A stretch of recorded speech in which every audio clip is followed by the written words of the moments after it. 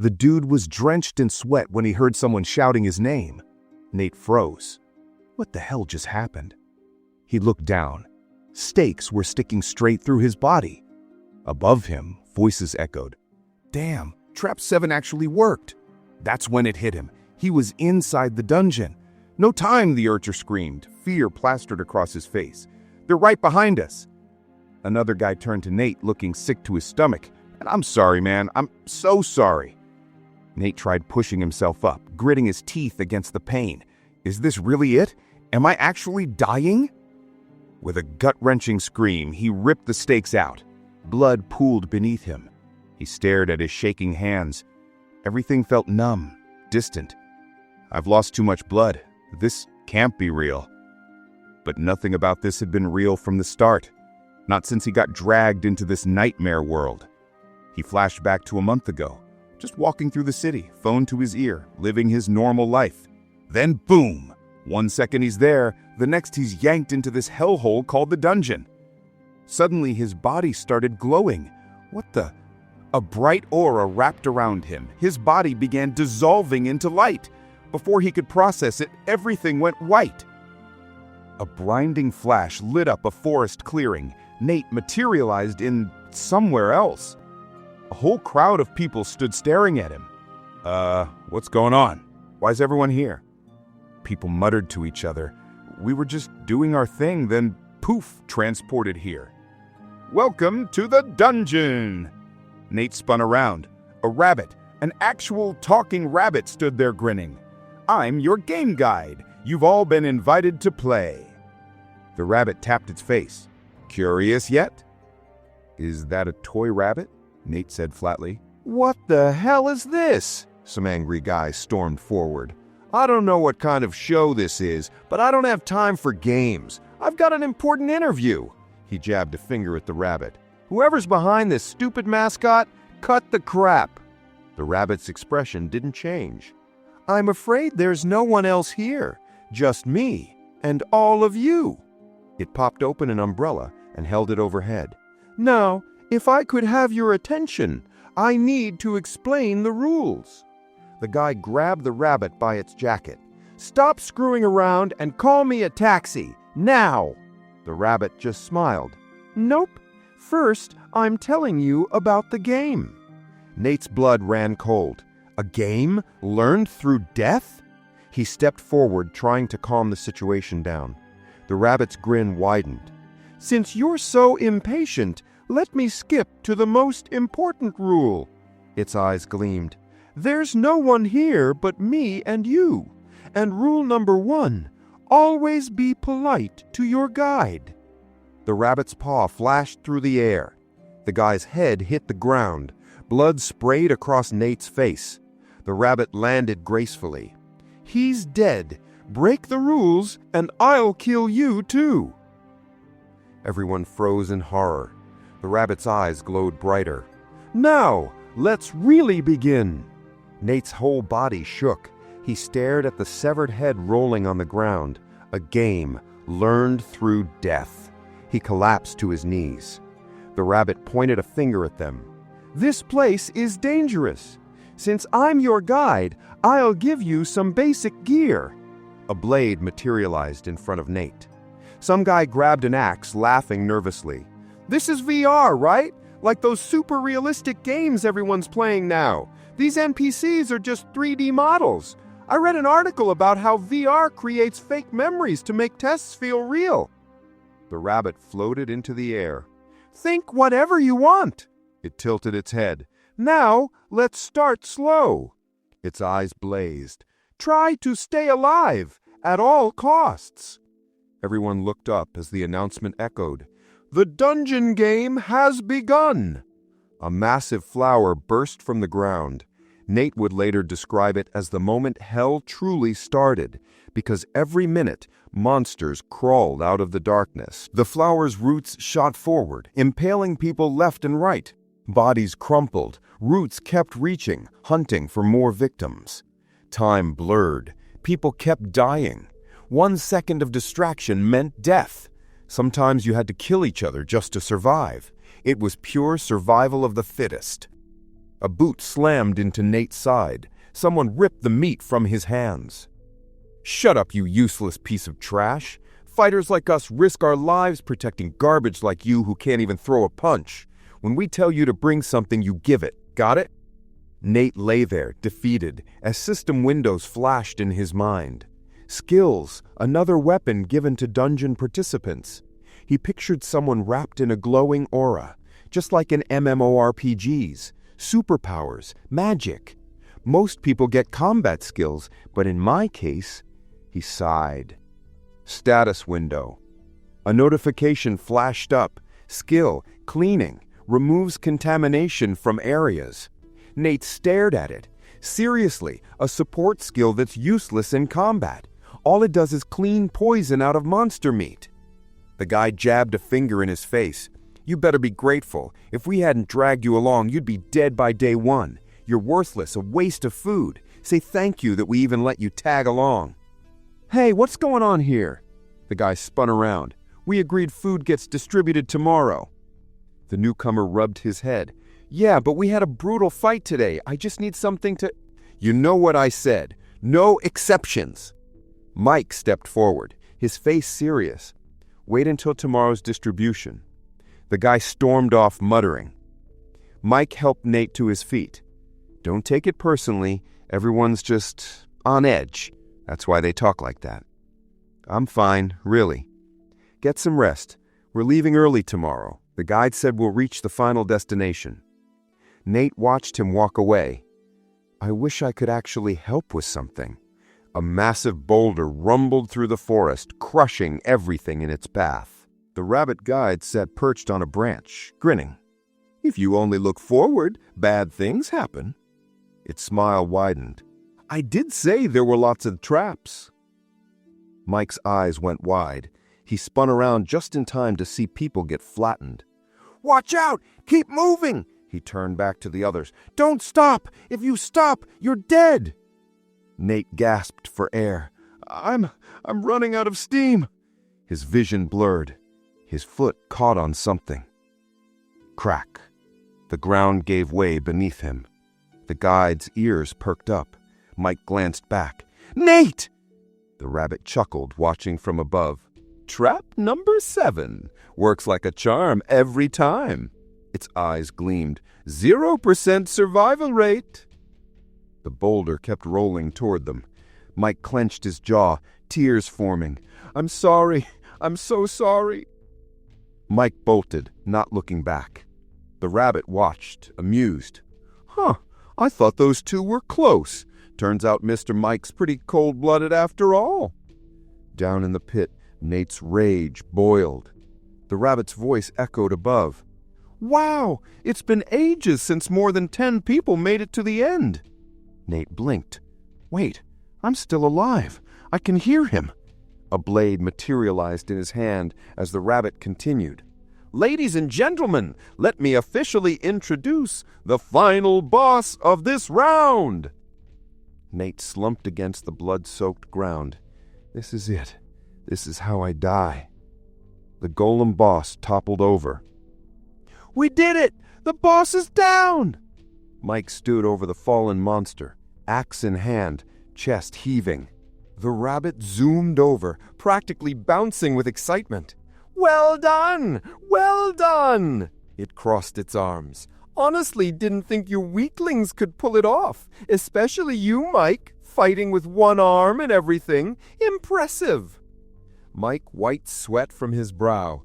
"So, can we go home now?" The rabbit tilted its head. "Home? Why would you think that?"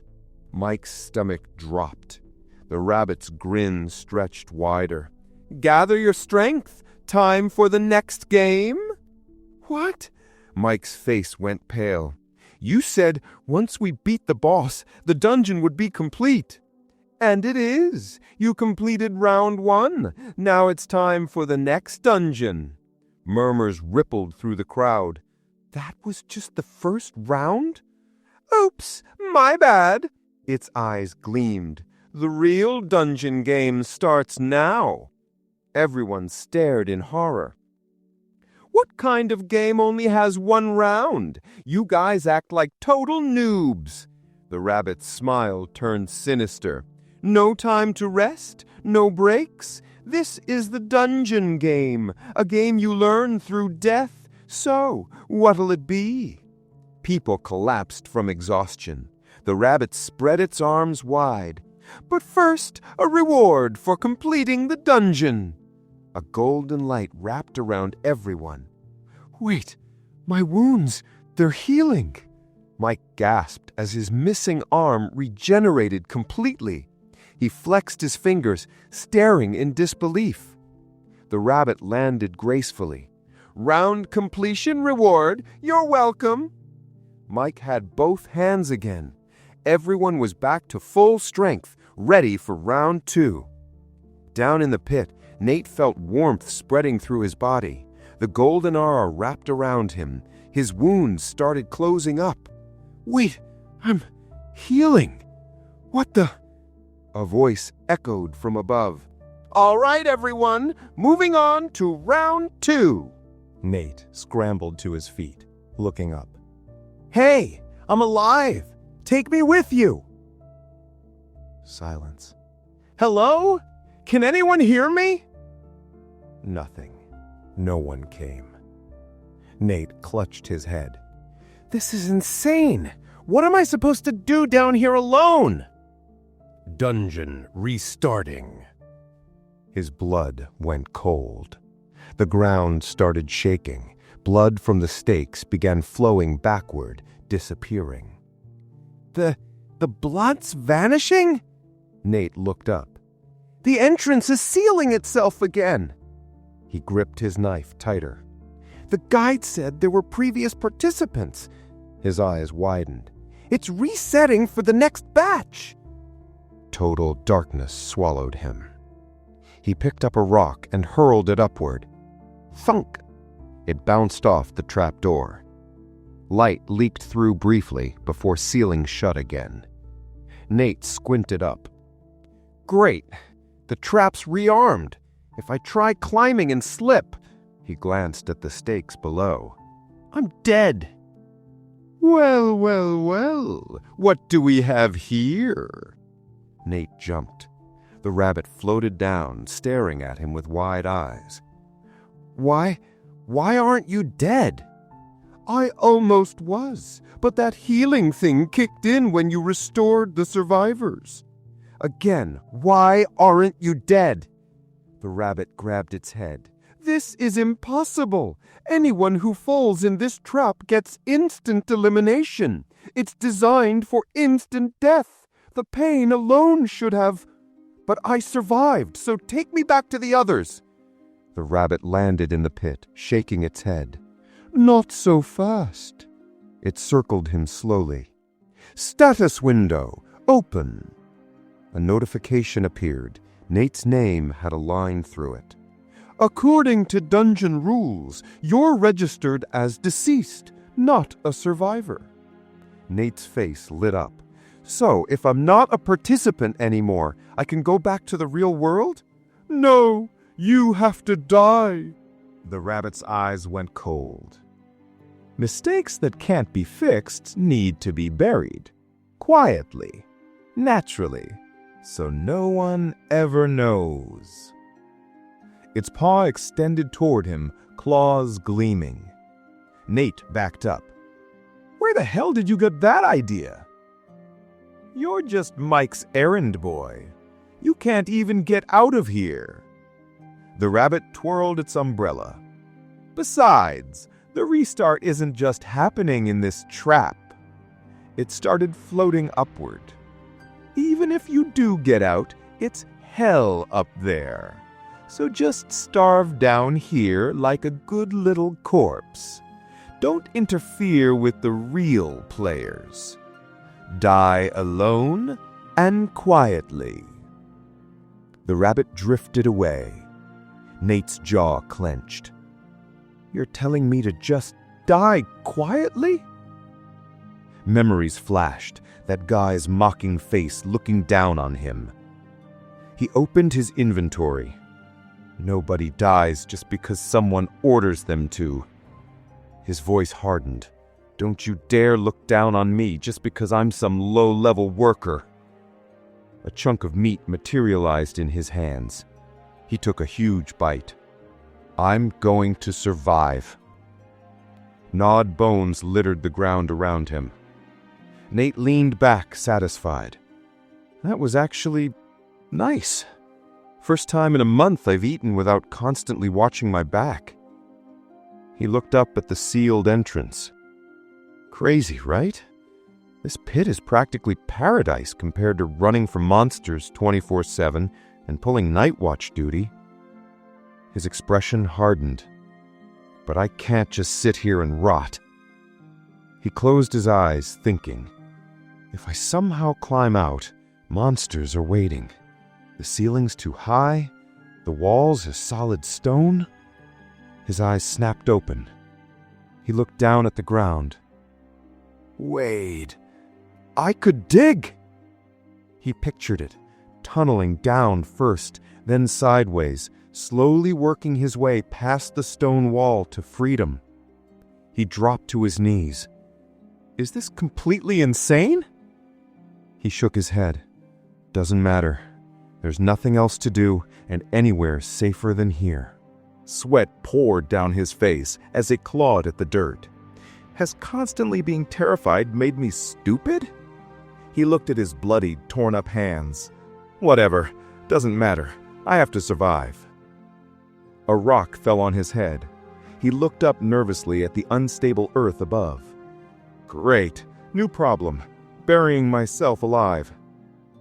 Then it hit him. Wait, can I store dirt in my inventory? The inventory screen flickered to life. He pressed a handful of dirt against it. It disappeared inside. Holy crap, it actually works! He grinned, hands on his hips. Now I don't have to worry about cave-ins, and this'll go way faster. He scooped up another handful, then another. The tunnel grew deeper as he worked, systematically storing every handful of dirt in his inventory. Nate grinned, dirt-covered but energized. This is actually kind of awesome. Look how much progress I've made. Way better than running for my life every 5 seconds. Golden energy rippled across his body. New skill acquired. His eyes widened. Power surged through him. Whoa, for the first time ever, I feel like I could tear through anything. The notification expanded. Skill, Earth Clod Master. Enhanced ability to shape and manipulate dirt clods. Nate face-planted. Are you kidding me? He glared at the screen. My first skill was already useless support garbage, and now this? I can't tell anyone about this embarrassing crap. He held up his dirt-stained hands. I mean, yeah, makes sense why I got it. His shoulders slumped. Will I ever get combat skills like Mike? Mike's face flashed through his mind. Actually, I've only ever caused him problems. He lost his arm saving my ass. Nate sat in the tunnel, staring at the darkness ahead. I hope he's okay. Someone like him can't just die. He blinked, looking at the pile of dirt beside him. Wait, let me test out this stupid skill. He focused. A cloud of dirt began forming in his palm, perfectly shaped. Huh. His eyes widened slightly. Back at the pit entrance, the rabbit peered down into the hole. I told him to die quietly, it scowled. What's he gonna do down there anyway? Flail around uselessly until he starves? It floated down into the tunnel. He probably used up all his strength and croaked. But the tunnel kept going and going. Wait, he dug this much? How much stamina does this guy have? Surviving this long with 0 combat abilities? It flew deeper. Doesn't matter, he won't make it anyway. Then it froze. Is that a body? Its jaw dropped. Why is the passage getting wider? Torches lined the walls. Why have there... What? Torches? Who needs... What? A figure walked past. Nate turned around, torch in hand. "Oh, hey there." The rabbit's eyes bulged. "Why aren't you dead yet? How did you... What is all this?" It looked past him. A clay bed. A clay table.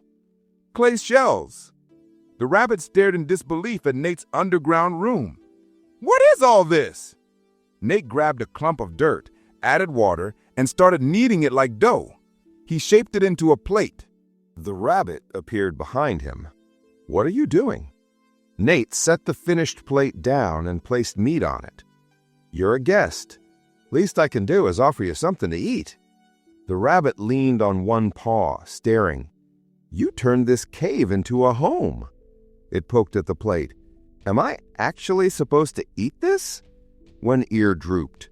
"Wait, you were the food worker, right? Is that why you're doing all this?" Nate glanced at him. The rabbit's eyes narrowed.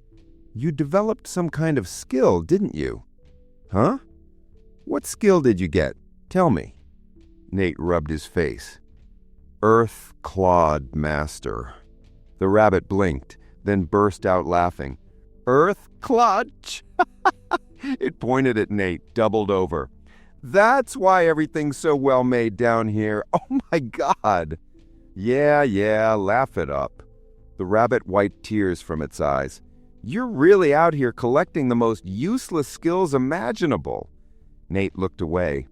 "Your first skill was cleaning, which was already weird. But this?" The rabbit hopped off the chair. "Interesting, though ultimately pointless. Time for you to die now." Nate's head snapped up. "You're gonna kill me?" "Kill you? Nah." The rabbit waved dismissively. "You'll die on your own soon enough. Why dirty my hands?" It hopped toward the exit. "I thought you were done for ages ago." "Done for? What do you..." Nate's eyes went wide. The rabbit spun around, grinning. "While you've been down here playing house and making dirt balls, the next group of players already finished round 1. Its smile stretched impossibly wide. "You built this cozy little hideout for nothing. Feeling regretful yet?" Nate's head shot up. Crash. His clay bowl hit the floor, shattering. Rocks started tumbling from above. "No! Why didn't I think of that?" The dungeon was resetting. He'd been so focused on digging, he'd completely forgotten. The ceiling started collapsing. Nate's eyes went wide. The dungeon's resetting, which means everything I dug gets reset too. He bolted forward. "Gotta get back to the trap." The rabbit grinned. "Look at him go. Kid's got guts, I'll give him that." Nate stumbled and crashed to the ground. "Ooh, that's rough." The rabbit floated overhead. "Still a long way to the exit. Shouldn't have dug so deep, buddy." Nate struggled to push himself up, gritting his teeth. "Giving up already?" The rabbit sighed dramatically. "This is probably it. You've been through a lot." It hopped cheerfully. "In the end, you literally dug your own grave. I told you to just die quietly. All that effort for nothing." The rabbit flew back into the collapsing tunnel. "Wait! Where'd he go?" Nate looked up from where he'd taken cover. He gasped for air. "Did it stop?" The rabbit's jaw dropped. "No! No way!" It grabbed its head. "The reboot ended, but everything here stayed the same?" Nate's eyes widened. "It's a glitch! A glitch!" The rabbit flailed its arms. "That damn error is interfering with the dungeon rules." A notification flickered. Player status, error. "The reboot ended?" Nate stared. "I don't know! Stop asking me!" The rabbit threw its paws up. "This is so annoying! I don't understand what's happening." Nate stood slowly. "Everything's messed up, but it didn't reset." He looked down at his hands. "Why though? Because I'm a mistake?" His mind raced. Because of the error, the dungeon rules don't apply to me anymore. His eyes widened. I got the completion reward. I'm a player who isn't counted as a player. He turned away from the rabbit. Hey, what are you thinking about so hard? Nate's expression hardened. Don't get too excited. I'll probably die sooner or later anyway. He glanced back. Maybe the next reboot will crush everything, or some massive monster will spawn down here. He blinked slowly, carefully hiding his thoughts. You'll die eventually anyway. The rabbit tilted its head. Why do you look like that? So terrified you can't even control your face? Nate exhaled slowly. Can you actually kill me? What? The rabbit's expression flickered. You want me dead so badly, right? So why don't you just slit my throat like you did to that other guy? Nate started walking away. I can do the slice. I can. The rabbit's voice rose. You're hilarious. Where'd you even get that idea? I just don't want to dirty my hands. It flailed its arms. I totally can. Nate grinned. Bingo. His eyes gleamed. Don't know why, but he can't actually kill me himself. The rabbit exhaled hard, watching Nate leave. This is my failure. The rabbit's ears drooped. Everything clicked for Nate. The rabbit only had one player kill permission, and he used it at the very beginning to establish control. Now he couldn't personally harm Nate at all. Nate glanced back. I'm gonna grab dinner. You coming? What if he actually makes it outside? The rabbit's thoughts spiraled. If they find out about my mistake up there, I'm done. If you don't want to, suit yourself. Nate turned away. He looked up. The rocks trembled. Crash! A torrent of water slammed into Nate's chest. What the? He braced against the pressure. It broke! The rabbit's voice cracked with fear, then twisted into glee. An underground stream burst through. It pointed mockingly at Nate. Thought you'd survive? The stream's right here. Time to drown. Get flooded. You're a mistake of nature. Nate shielded his face from the rushing water. The reboot weakened the ceiling. Water flooded the cave. His torches flickered and died. Waves crashed against the walls. Nate surfaced, gasping, wet hair plastered to his face. The inventory! He fought through the current. I can use the dirt to plug the stream. Clumps of earth materialized mid-air. The rabbit stared in disgust as mud plopped into the water. Are you serious right now? Yeah. The rabbit watched, pitying him. He's finally lost it, trying to plug a dam with his finger. Nate stood chest deep in water. One finger's weak, sure, but this much? He gestured. That'll work. The rabbit hovered, confused. What's he planning? Its eyes widened. Mountains of dirt materialized from nowhere. Where did all that come from? How much did you collect? Nate raised his hand silently. Stop underestimating me. He lunged forward. Dirt clumps flew through the air. I'll use everything from my inventory to stop the flow. A massive pile formed in the water's path. Water sprayed through gaps immediately. Nate stared. It can't handle the pressure. He grabbed a dirt clod. What if it's not spherical? A window appeared. Mud form scaling. Create more voluminous and durable earth constructs as level increases. His eyes lit up. No mention of spherical shapes only. He looked at the ball in his hand. So I can change the shape. The rabbit watched, convinced now. He's completely lost his mind. Water crashed over Nate. A mud sphere floated above his palm. Change. The sphere morphed into a brick. Nate grabbed it underwater. Perfect. The rabbit's jaw dropped. Thin streams trickled through gaps between bricks, but the flood had stopped. Nate collapsed, hands on his knees, gasping. Thought I was dead, for sure. The rabbit stared in disbelief. He actually stopped it. Nate glared at him. Nothing's gone right since you showed up. What are you laughing at? The rabbit floated down. Just give up and die already. Nate dropped to his knees in the freezing water. So cold. Almost died there. The rabbit's eye twitched. He's living like a damn cockroach. A puddle spread beneath Nate. The rabbit looked at the wall. A towering structure of perfectly fitted bricks sealed the underground stream. He did this with a skill that just shapes mud. Sweat dripped down the rabbit's face. This should be impossible, even with combat skills. He's too dangerous to keep alive. Nate headed deeper into the cave. This is awesome! Since when are we friends? Nate looked down at the water pooling below. At least it's calm now. The rabbit followed, eyeing the forming pond. That water's probably poisoned. You'll get diarrhea and die from stomach pain.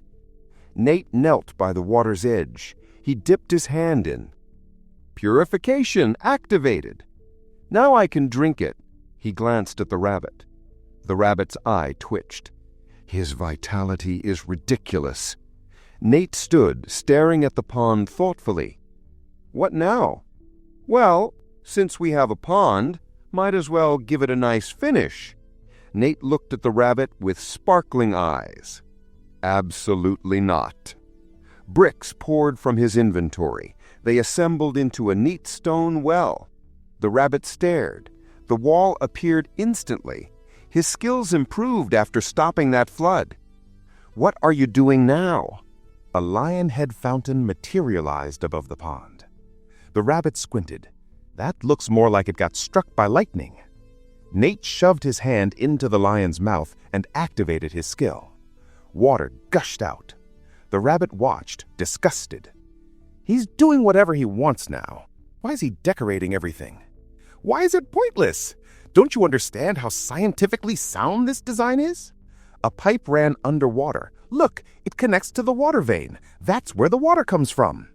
A diagram appeared, showing the fountain's mechanics. This reduces water pressure and prevents future breakthroughs. Plus, it keeps the water from stagnating. Nate crouched down, grinning.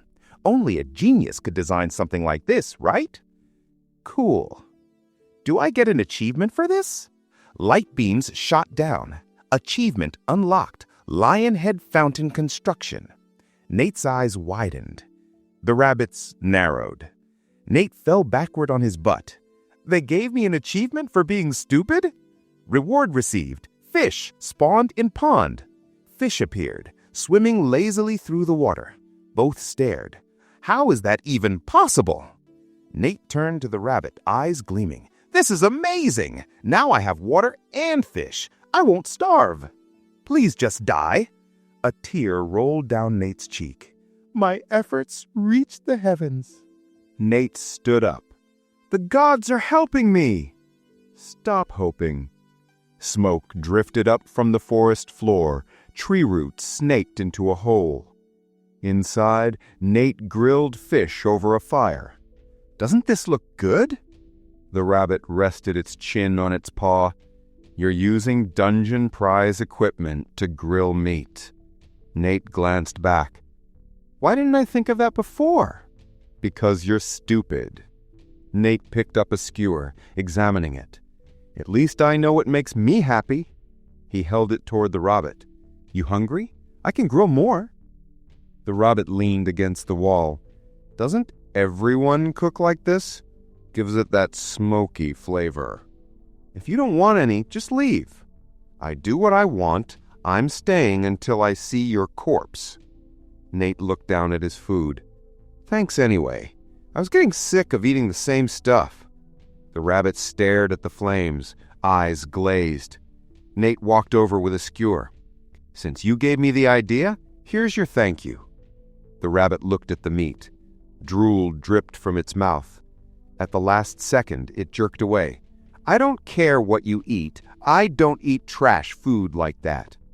Nate blinked. Oh, right. Rabbits are herbivores.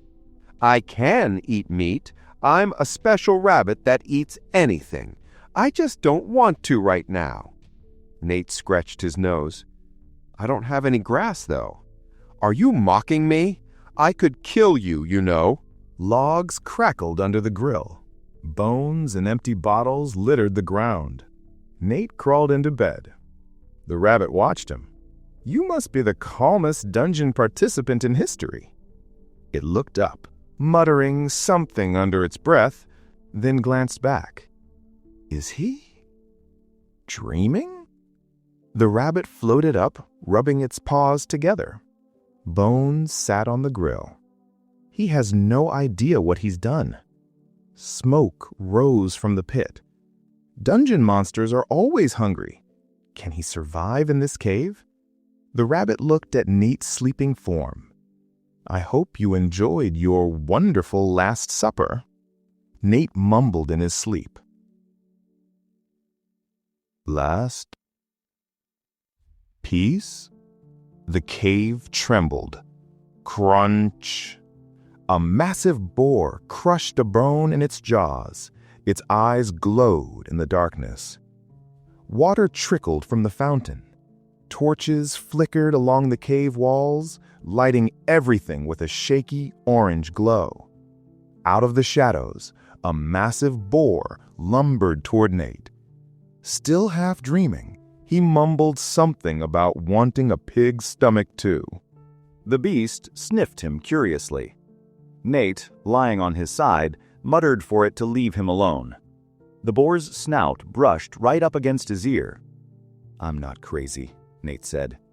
Then, boom, he suddenly lunged at the animal, yelling, You're crazy! Go eat your own stomach!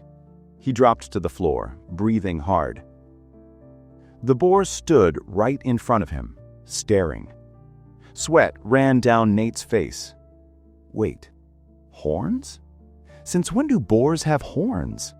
Was he still dreaming? A second later, the boar charged. Nate was sent flying, crashing into the rocky floor. Stones shattered all around him. One thought hit him. If that thing grazes me again, I'm dead. He raised a shaky hand. Hey, you understand me, right? Like a rabbit or something? He opened his palms. Sorry about that punch, okay? The boar only growled. Nate sighed. Guess you're just hungry, huh? He stepped back, trying to remember how the hell he ended up here. His stomach twisted, part fear, part nausea. Mike's voice echoed in his head. Focus! We're too weak for this! The boar charged again. Nate muttered, Unpredictable, stupid beasts. He realized he needed to act like Mike would, decisive and fast. Mike had dodged earlier. Could Nate do the same? Cold sweat dripped down his neck. Great, he thought. I'm the crafting guy. No combat skills whatsoever. He stared at his hands. Light began to form. Magic. A clump of dirt appeared in his palm, and suddenly bricks of earth floated into the air. Nate thrust his arms forward, sprinting up steps made of solid ground. The boar smashed straight into the wall, exploding chunks of rock everywhere. Dust filled the cave. Then, crack, the wall split. The beast tore through like it was made of sand. Nate gaped. It broke that like a sandcastle, he muttered. Still, he managed to stop its charge. Barely. This thing really is a first-stage apex predator, he thought, heart pounding. And then, through the fog, something else started to appear. The enemy burst out of the smoke. Nate clenched his teeth. Strong, fast, and tough as hell, he thought. One mistake and I'm done for. The monster charged straight at him. Nate quickly raised walls of earth for protection. This is all I can do anyway, he told himself, slapping a brick into place. If one wall's not enough, I'll build 10 more. He looked up defiantly. Let's see you break through this, you beast! The monster slammed into the barrier. The cave shook. Nate yelled, You're not breaking through that easily! Then crack! A horn pierced the wall like paper. Nate froze, eyes wide. What the? The beast tore straight through the rest of the wall. That's insane! How is it that strong? He jumped back, realizing the truth. This thing was way tougher than he thought. One by one, every wall crumbled. Landing hard, he looked around in panic. The water vein's gonna burst again if this keeps up.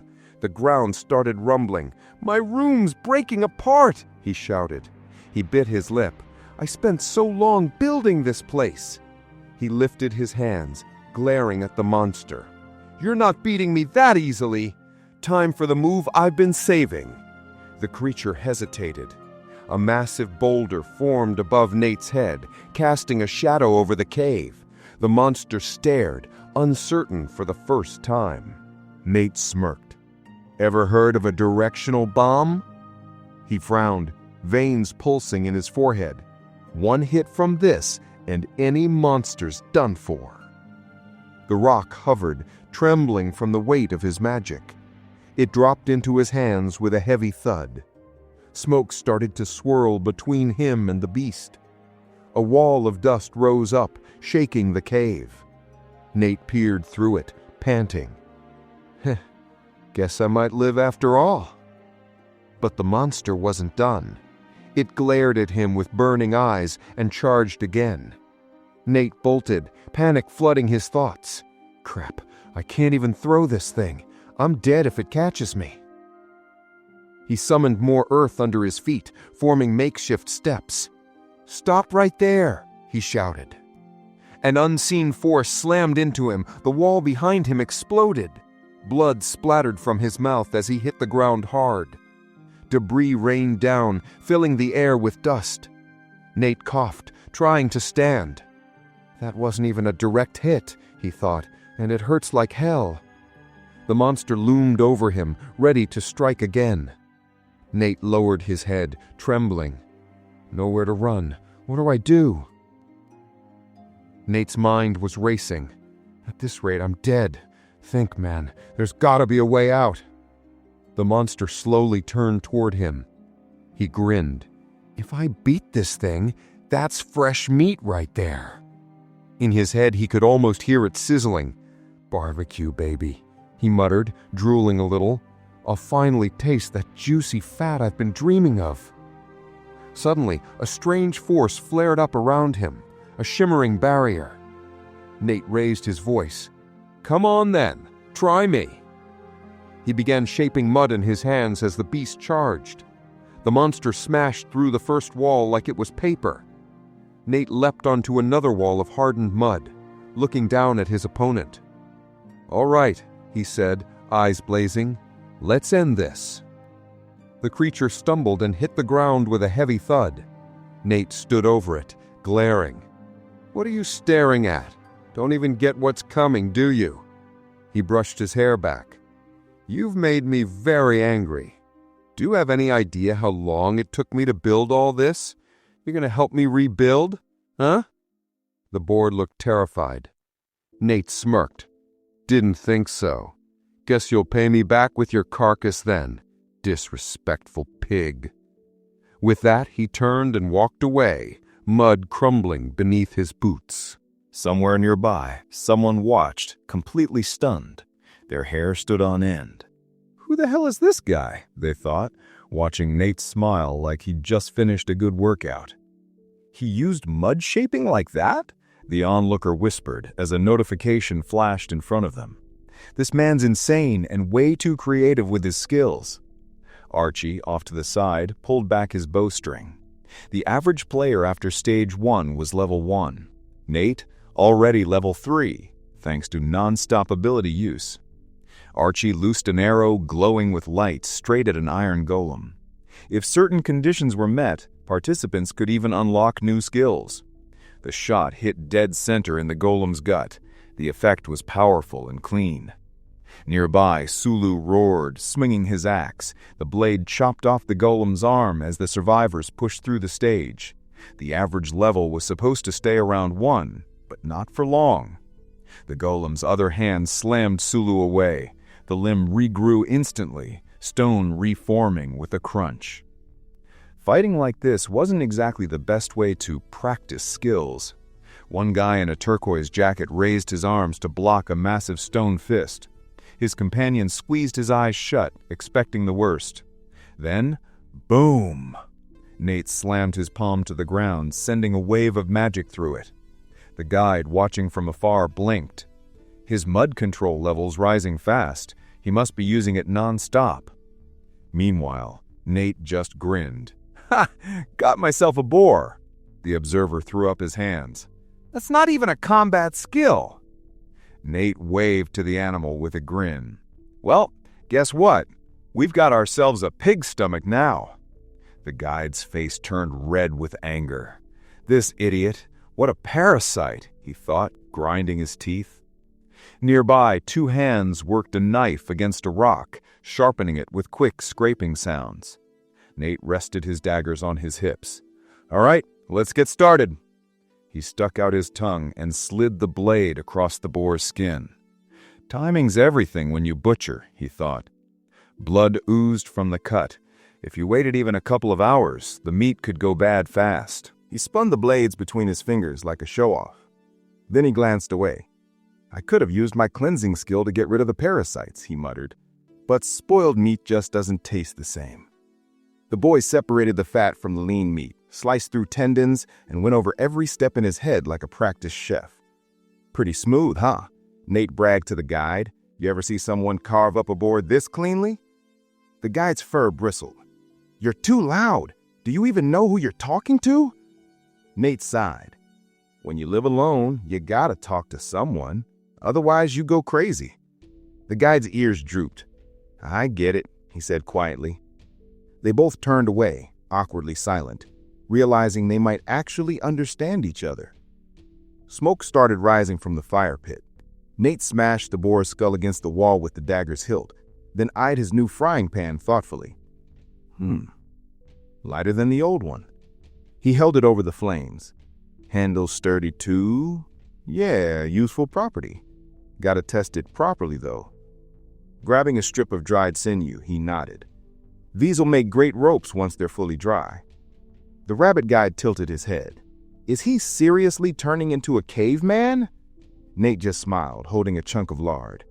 "You don't get it. Fat's the key to survival." He tossed it into the pan. "After that mess earlier, most of my torches got wrecked.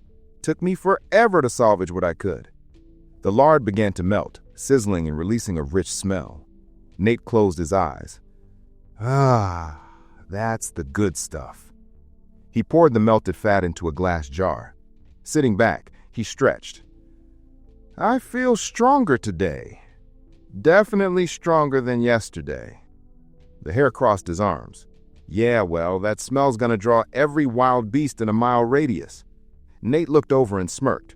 "Already got a plan for that." The rabbit followed his gaze to the frying pan still in Nate's hand. The young man backed away from the fire, pulling several iron rods from his inventory. He stabbed them into the ground one by one, metal clanging against stone. Then he glanced sideways. "Hey, didn't you say if I ever fell into a trap, I'd die instantly?" Nate turned around, grinning. "Hey, think I can hunt with this thing?" The hare stiffened. Nate kept talking anyway. "Iron spikes are super handy. I've got a few stashed in my inventory. They respawn after every reset." He pointed at the trap he'd just built. "Looks familiar, right?" The hare frowned. "You think monsters are that dumb?" The guide glared at him. "You're literally shouting to the world that there's a trap here. What do you think you're catching?" Nate waved his arms dramatically. "Doesn't matter. I'm gonna feast on monsters tonight." The hare blinked. "What are you even talking about?" "Pig stomach party," Nate announced proudly. "If I release the smell, something's bound to jump in." Both of them looked up, and sure enough, rustling echoed through the trees. The hare panicked. "Stop! Don't!" He turned toward the noise, yelling, "Hey! Don't come here, you stupid boar!" Too late. The beast launched itself right into the pit. Boom! A huge blast of air erupted from the trap, knocking both of them flat. Nate threw up an arm to block the dust. When it cleared, he grinned. The iron spikes it skewered the boar clean through. "Nice! Caught another one." The hare covered his face with his ears. Why did it jump? What is wrong with them? Nate drooled openly. Who cares? That's dinner. No need to worry about food for a while. The hare groaned. I hate you. Sunlight streamed through the trees, red leaves drifting down like slow fire. Another boar wandered nearby, sniffing. Smoke rose from the pit below. The curious beast crept closer, and then, wham! It slipped and fell straight into the trap. Down below, 2 chunks of pork were already sizzling over the fire, fat dripping into the flames. The new boar's carcass hit the floor with a thud. Nate looked over, smiling. Bigger than yesterday's catch. He lounged on the floor, humming happily as he waved at his new guest. Then he sat back by the fire, chewing a piece of roast pork. The ground suddenly rumbled beneath him. Nate raised an eyebrow. Another one already? Do they ever learn? Honestly, this is getting boring. He looked at the new carcass and sighed. At least be tasty. I'm getting fat because of you guys. A bright light surrounded him as Mike stepped into view, his blade dripping blood. Mike smirked. Finally done. The boy looked up, still catching his breath, and pointed out, We almost died back there. The others ran over, worried. You okay? You hurt anywhere? Mike glanced at Archie and shook his head. I'm fine. What about you guys? All good, Archie replied. Then they all turned to the massive pile of boar corpses nearby. Wait, did you kill all those by yourself? One of them asked, wide-eyed. Mike grinned. Yeah, but it was close. Anyway, how'd it go with Zulu? The boy sighed. They had a ton of people, man. We couldn't get to you in time. Mike sheathed his blades. It's fine. I even got something out of it. A glowing projection popped up in front of him. Killed 100 horned boars, he said, pointing at the screen. Got a new skill for it. Horned Boar Slayer. The others gathered around amazed. Wait, skills like that actually exist? Zulu leaned in. So you can use the horned boar's power now? Sort of. It only lasts 10 seconds, and the cooldown's 100. But it doubles my strength and endurance while it's active. Zulu whistled. That's insane, man. You're turning into a monster. Thanks, I guess? Archie laughed.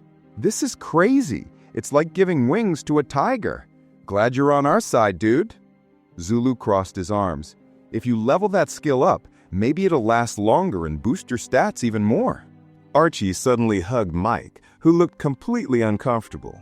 Guys, seriously? But Mike's smile faded as he looked into the distance. We should head back to the cave. Archie frowned. So what, we did all this for nothing? We're just gonna leave the boars here? That's a lot of meat. Dave, standing behind them, groaned. Man, I haven't had real meat in forever. Why is everything in this dungeon poisonous anyway? He kicked at a carcass. It's like this place wants us dead. No food, endless monsters. Archie sighed. If only Nate were here with his purification skill. Zulu stared at him for a second, then suddenly started screaming. Mike blinked, confused. What's your problem? Zulu groaned. Man, I never thought losing the protagonist would hit this hard, and he was just cooking. Looking down, Mike muttered, Wait, Archie, Nate really thought he was just making us food? Archie frowned, thinking back to their fights. The goal of this game isn't to win fights, it's to survive. Fighting just makes sense. You've got a clear goal, you see the results right away, but... He sighed, slumping by a tree. What happens if we can't fight anymore? Mike glanced over. Nate was passing out food to everyone, smiling. The guy handed Mike a hot potato. Staring at it, Mike said quietly, When we were weak, Nate was the one fighting for us. He looked up and said loud enough for everyone to hear, Nate's the strongest of us all. Zulu grinned. Yeah, he even made me this whetstone. Without it, my axe would have been dull and I'd probably be dead already. Archie lowered his head. Sorry, I just keep thinking how different things would be if he were still here. Mike smiled. Then why don't we just go back? The group started walking through the forest, laughing. "Let's head back and eat some potatoes," someone yelled. Then another added, "Hey, remember, Nate was the one who found the first potatoes." Soon, meat was sizzling over the fire. Nate drooled a little. Now this is life. The guide snapped. "Could you not talk to yourself all day? You're driving me insane." Nate looked up, cheeks stuffed, and said, "You just don't get it, Hare. The key to Mokpon is all in the reaction. You gotta show pure joy when the food's good." The guide threw his hands up. "I don't know what that means, but somehow I do get it." Nate raised an eyebrow. "By the way, you do know that boar meat's poisonous, right?" The guide froze. "Of course I know." Nate leaned in and whispered, "If you use purification on it, the toxin's gone. Just a little bitter, but still tasty. Doesn't even need salt." The guide's face went stiff. Then his ears turned red with rage. "I didn't need to know that. One of these days, Nate, I swear, I'll kill you myself." Suddenly, thud. Someone fell into a pit, kicking up dust. Nate peered over the edge. "Looks like another one bit the dust." The guide groaned. "Ugh, these dumb boars again. When will they stop jumping into pits?" Pulling the spikes out of the monster's body, Nate said casually, "They reset with the dungeon, you know? 3 a day, every reset. It's exhausting."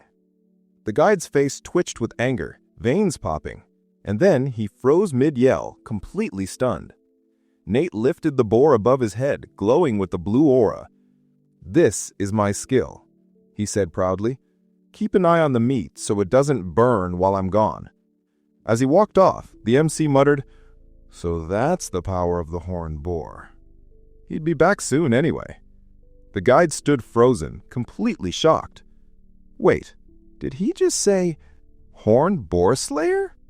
Nate, looking pretty pleased with himself, asked, "So I got stronger, right?" Climbing out of the pit, he sighed. "Man, this is exhausting. I need to build some kind of entrance down here." Then he spotted the hare, pale and trembling.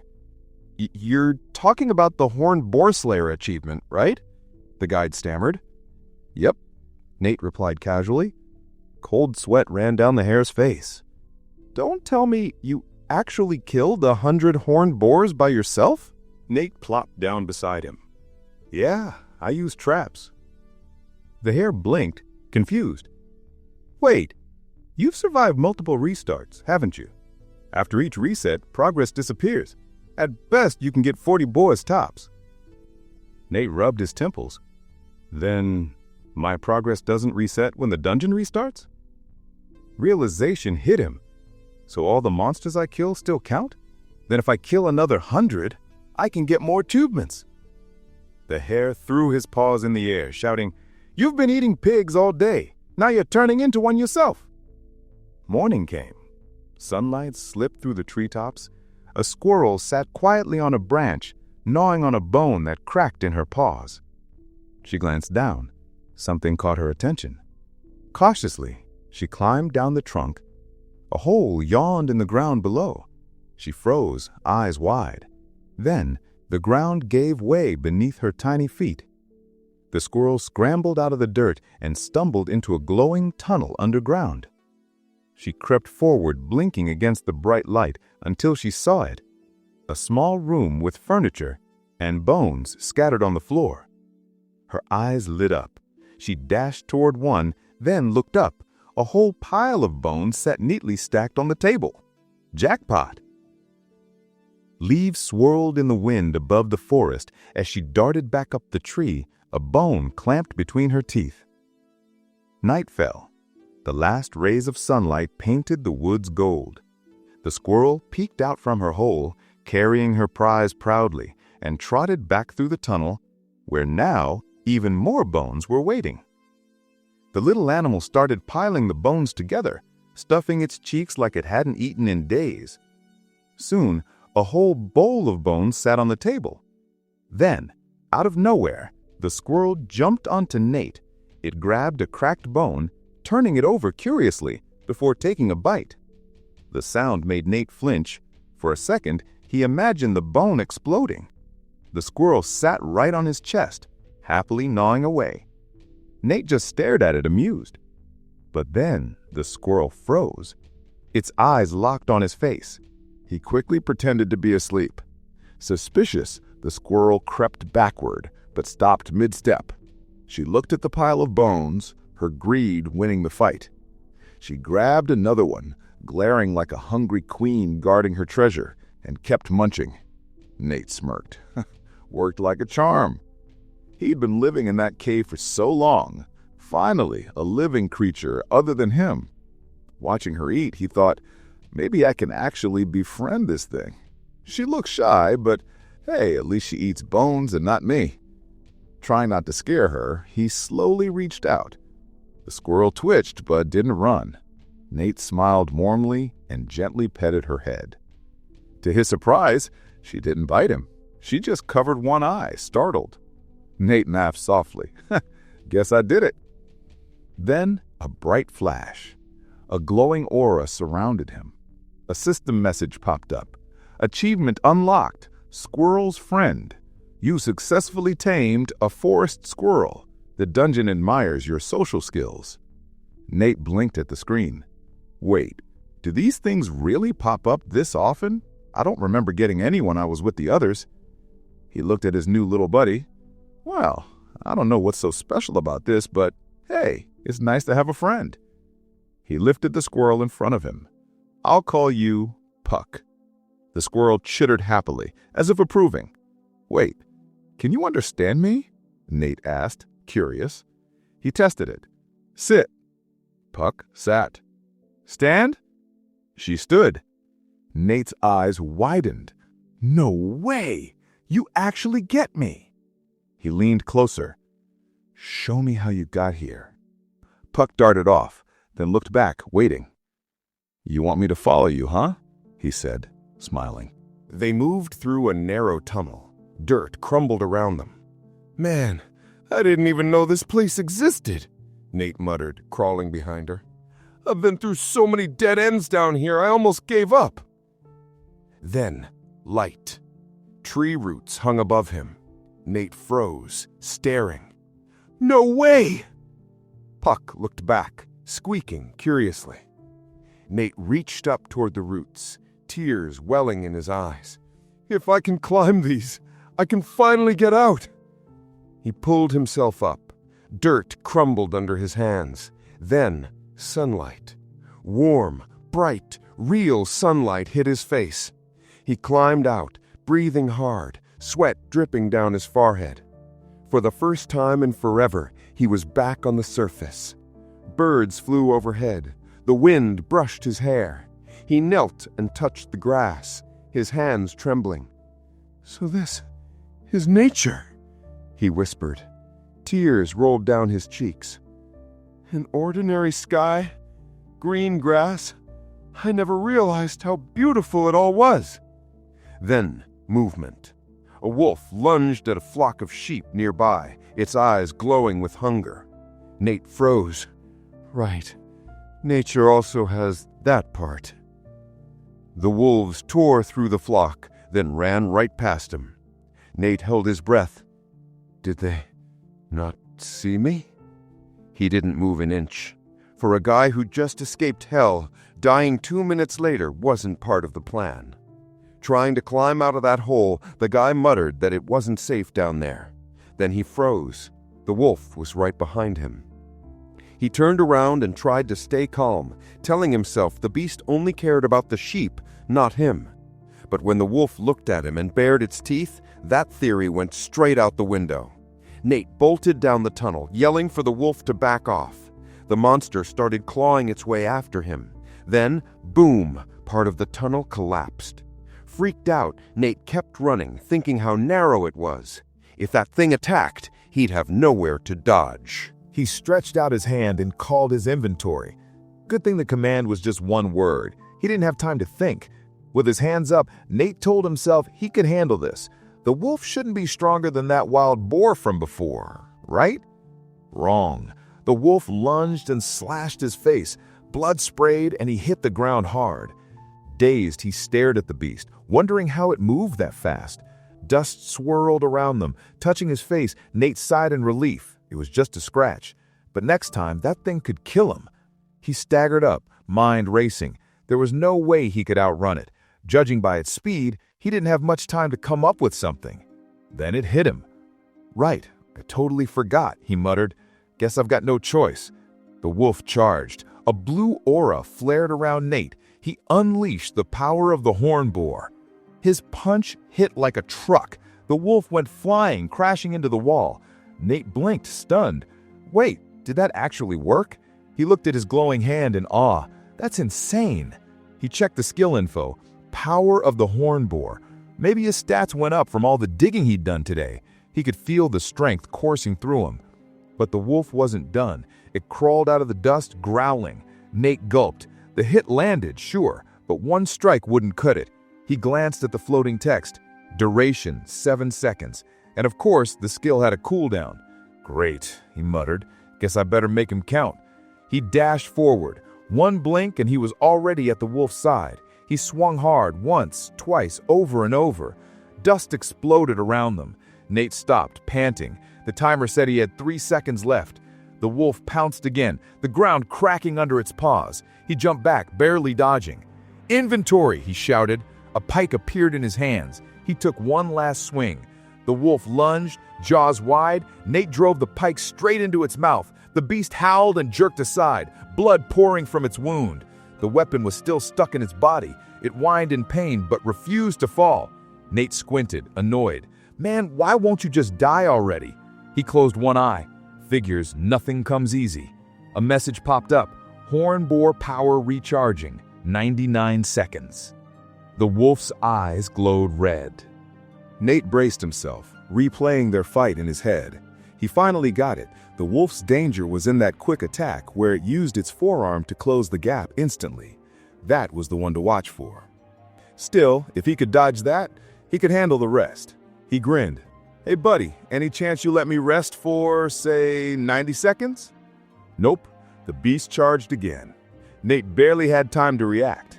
Guess not, he said, looking down. Should have used the fangs again. He shoved his hand into the wolf's mouth and summoned a chunk of dirt. A bright blue flash lit up the cave. Then suddenly, light from a fire appeared nearby. A familiar voice called out, Yo, Nate, frying meat again. It was the guide, a talking hare, walking through the tunnel. Don't tell me you skipped dinner again because you were busy doing something stupid. He stopped, staring at Nate, who was now wearing bone armor. You made that yourself? The hare asked. Nate smirked, closing his eyes. Looks decent, right? Took me a whole day. He dropped a skull on the table. The last few days have been insane. The hare squinted at the skull. Pasture wolf, huh? You find a way out? Yeah, Nate said, still looking a bit dazed. The hare crossed his arms and reassured him he didn't have to worry. Nate would be using this cave as a base for a while. Nate clenched his fist. Now that he knew what was waiting outside, he had to be ready. From somewhere in the cave, the hare's voice mocked him, daring him to give up and die. Sweat ran down Nate's face as he lifted the barbell, muscles straining with the power of the horned boar. He thought back to fighting the wolf. The more his stats increased, the stronger his skill worked. Checking the projection, he realized that even though he hadn't been in a real battle before, using the skill often had leveled it up and reduced the cooldown.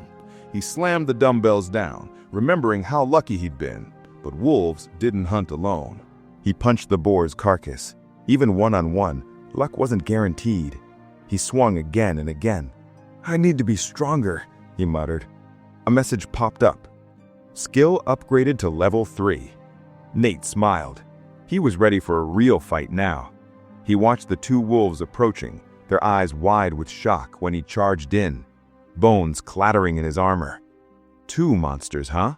He muttered, fists glowing with horned boar power. One wolf flew aside with a single blow. The other snarled, furious. It lunged at him. Nate frowned. Time to see what I'm made of. With a swift punch, the second wolf went flying, kicking up dust. A third wolf appeared behind him. Nate froze for a second. No way I'll take this one down in one hit. He clenched his fists, hit the wolf and shouted, How do you like that? The beast collapsed. The hare, watching, raised an eyebrow. Been getting stronger lately, huh? Nate, surrounded by a powerful aura, grinned. Feels amazing. I know I won't lose. He laughed and removed his helmet. Seriously, everyone else looks ridiculous compared to me. The wolf behind him howled. The hare chuckled. Fight's not over yet. You're lucky. 3 more coming. Folding his arms, he added, let's see if Nate can handle all of them. Find his limits. Nate smirked. You know what this skill does, right? He glanced at the screen. Strength up nearly 2.5x. Speed up 2.5x. Guess I can run that much faster too, he said, jumping. Don't want to die today. He dove into a tunnel, waving goodbye to the hare. The hare sighed in frustration and gestured for the wolves to follow. The hole slammed shut. Outside, birds flew into the sky with a scream. Nate caught his breath. Safe, for now. Not too bad. Judging by the lack of stone walls, he had found his 7th escape route. The fight had gone surprisingly well. He imagined the wolves chasing him through the tunnels. Narrow, tight, no room to dodge. Puck the squirrel watched attentively as Nate called out, warning her to stay back. Time to get ready. The wolves were tearing into a sheep's corpse nearby. Inventory appeared in front of him. The hare watched, shaking his head. MC, what are you doing? How many tunnels have you dug now? Nate glanced back. Stop popping out of nowhere and scaring people. The rabbit stretched out a paw. Want to shoot a laser from there? Nate frowned.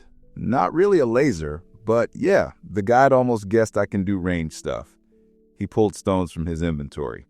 Throw these with horn bore strength and they hit like cannonballs. He launched the first stone. It flew straight at a wolf, but landed just beside it. The hare laughed. Rescue spear throw? Rescue them from what? Another stone flew, but the wolf dodged again. The guide smirked. Gotta admit, that's clever, but you're terrible at long range. Nate gritted his teeth as the wolves lunged. The hare snorted. Speed and agility? Wolves are the best. Distance isn't gonna help you. Grabbing a boulder, Nate shouted, They can't dodge me in midair, right? He hurled it. Let's see if size matters. The hare spread his paws. You really think that'll work? The stone smashed the wolf, making it howl. The guide gawked. Nate picked up the next stone, a grin spreading under a blue aura. 20 kilos each, heavier than they expected. Should do more than a scratch. With horn bore power, the wolves got a real lesson in pain. The guide's jaw dropped. Nate glanced at the first wolf corpse. Where's the other one? The hare frowned. Nobody knew he was this skilled. Handling 2 wolves is one thing, but not knowing their moves could have killed him. Suddenly, a beast appeared behind Nate. He froze, then instinctively raised his hands to block the attack. He rolled to the side, landing on a pile of dirt. The guy cheered. Nice! That was sick! Finish him! Nate's face stayed serious. The wolf bit at him, but its teeth crumbled against the bone armor. The hare's jaw dropped. The monster spat blood and let go. Nate touched the shoulder guard. Still hurts, but this is why horn bore power is insane. No animal can break these bones. A notification popped up. Skill active, 8 seconds left. Nate grimaced. Totally forgot the timer. He grabbed a cobblestone and sprinted. The throw hit the wolf with a powerful explosion. The guide covered his mouth in shock as Nate taunted the beast. Crazy always finishes the job, the rabbit muttered. The guide shook his head. This fool does not want to die. Nate's guerrilla tactics, tunnels, pits, surprise attacks worked perfectly. The wolves shivered in fear. Some sat near pits, waiting for him, while Puck scouted from a tree. Nate tracked them thanks to Puck's intel, sweat dripping as he did push-ups. Notifications popped. Skill leveled up. Training had made him untouchable. The sun shone through the trees as Nate threw more stones, taking on 3 wolves at a time. The guide clenched his fists. He's only fighting 3 at once. Nate removed his helmet. Armor's wearing out. Time to stop for now. I'll need more. He glanced around. quiet today. Most wolves already ran off. The hare frowned but said nothing. Nate looked around. Did I kill all the animals? The guide flew back, frowning. Stop celebrating those pathetic wolves. Nate held up his hands. Fine, but tell me where the other players are. He clenched his fist. Stage 1's done. Time to move on. Sitting in the cave, he thought it through. To finish this level, he had to kill the boss. He definitely couldn't do it alone. He imagined tunnels weaving through the forest. I need a team. No way I can take the boss solo. He glanced around. 10 days had passed since the restart. Time to leave. Moving through the trees, he muttered, "Finding the others will be tough if they've scattered."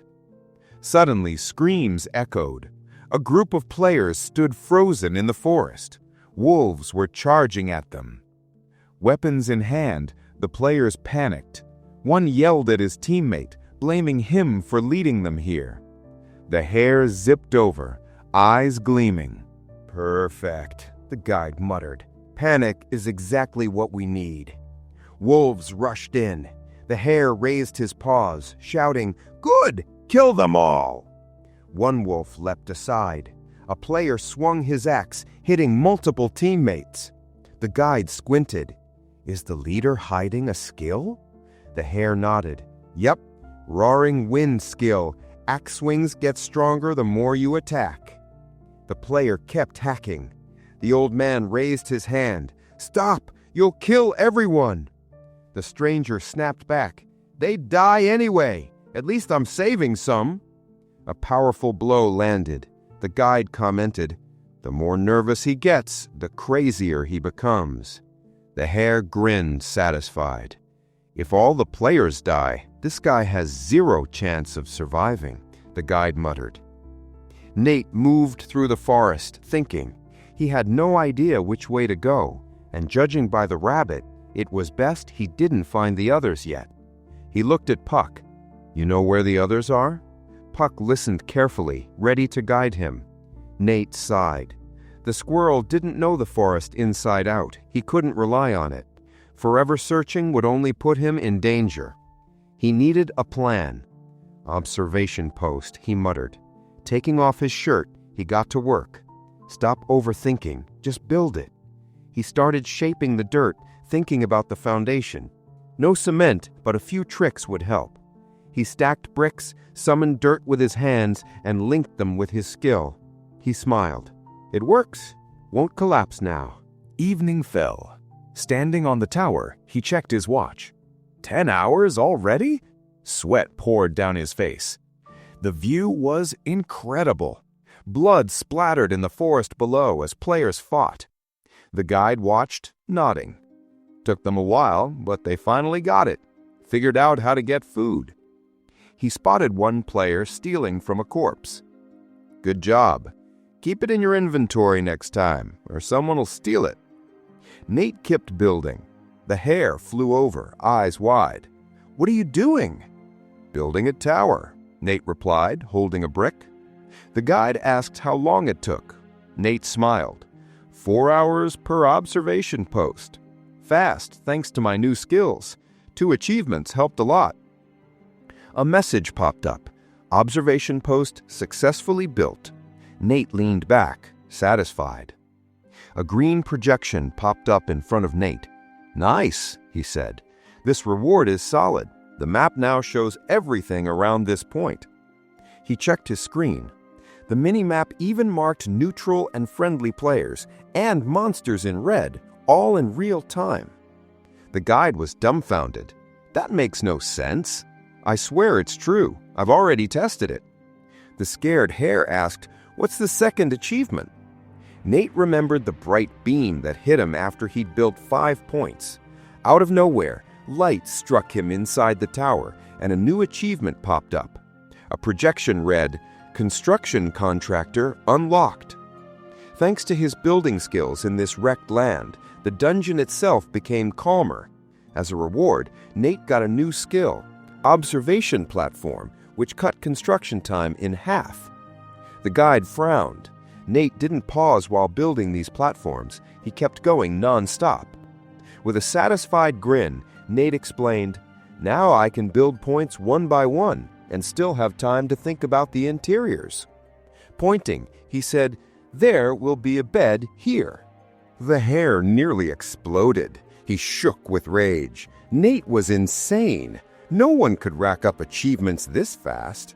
The guide imagined Nate leading a team of survivors and decided if that ever happened, the dungeon would turn into a playground. Nate himself was a threat. He had to make sure the protagonist didn't find anyone. Flying away, the guide muttered, "I can't let this happen." Nate called after him, "At least tell me a few spots where the other players might be." The next day, the players spotted the tower and started moving toward it. The hare flew up, yelling at them to follow him. He'd prepared some goodies. Nate pointed at the guide. "Don't fall for his tricks. He's a pathological liar." The players stopped, exchanged serious looks, and decided to go the other way. The frustrated hare muttered, "Do they even believe me anymore?" The players left, not caring about his wasted efforts. The guide watched, and the story explained he'd done everything to keep Nate from meeting other players, letting them take the easy route so they'd waste time while Nate stayed isolated. The hare glanced at his watch, smirking. Finally, time to wipe them out, he thought. Nate checked his map. 4 creatures at first, just a few wandering mobs, but zooming in, he counted 10, and then the numbers exploded. The ground trembled. Rats with glowing eyes charged through the forest, smashing trees and tearing everything apart. Nate muttered, "If this kept up, I'd be toast." Lucky for him, they weren't smart and stuck around the point. He remembered they'd started showing up in week 4 after the reboot. Terrifying little monsters that ate everything. Nate realized he'd completely lost track of time. 4 weeks had passed. Restart time. Checking the mini-map, he figured out why no players had appeared. Either they were dead or had moved to another stage. No point in searching. He needed to head home slowly. Puck squeaked nervously. Nate landed and said, "Don't worry, we can dodge these rats easy using the map." Suddenly, gusts of wind blew across the huge estate. Nate turned and froze. A massive golem stomped into view, swinging its fist. With a smirk, he stepped forward. "You really think you can beat a guy like me with brute strength?" Wrong. He swung his mace and blood splattered everywhere. The golem started advancing. The stranger nearby panicked, thinking it was over. Cold sweat ran down his face. A brick suddenly formed in the air. Nate grinned. Not too late. He checked the mini-map. This wasn't a normal monster. Boss fight. He threw the brick at the golem's head. Red light glowed from the impact. The boss turned, raising its massive hands. Nate and the others started dodging. He remembered Mike yelling seriously, running a taut rope to pull something. The boar crashed to the ground. Mike slashed its belly open. Nate grinned. "Nice." "Classic but true," Mike said. "Big cabinets always fall loud." Nate got ready and threw another brick. Boom. Golem's legs shattered. Players stared, stunned. The monster fell, but tried to stand. Nate circled it.